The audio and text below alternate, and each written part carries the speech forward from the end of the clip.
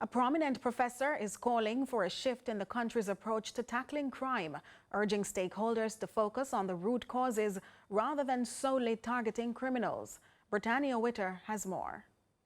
Jamaica's crime problem is no secret. In 2023, the country recorded over 1,300 murders, cementing its position among the highest per capita homicide rates globally.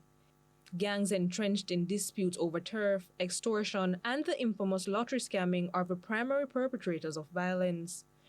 Major urban hubs like Kingston, Montego Bay, and the Spanish Town are hotspots, but the problem has spread to rural parishes once considered safe havens.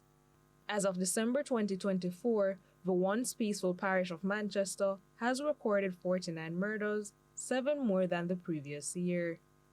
But beyond the numbers lie the human cost. Families are torn apart by grief, children grow up in trauma, businesses shuttered, workers displaced, and entire communities left to find alternative ways of surviving. For example, in October, when sections of Manchester was under curfew for several days. To combat the issue, the government has taken a stance against crime, implementing states of emergency SOEs and zones of special operations (ZOZOs) in high-risk areas. But what is causing the crime?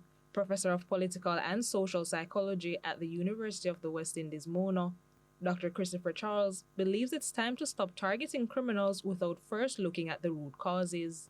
He proposes starting with the issue of broken families in the society.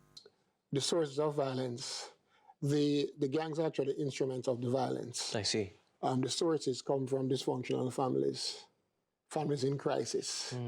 Brutalizing children, dysfunctional schools, violent communities. But if you're not addressing the sources of criminality, the causes, all you're going to be doing is just going after the criminals. Dr. Charles adds that for many young men, gangs offer a sense of belonging. Countries like Jamaica, with a very high homicide rate, have a lot of boys out of school. Right.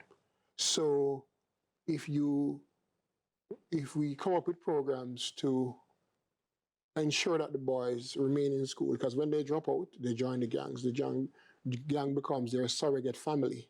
Despite this, he says it is possible to reclaim the society with the right intervention. So if we work to keep the boys and girls in school, within 5 years, we'll have a significant reduction.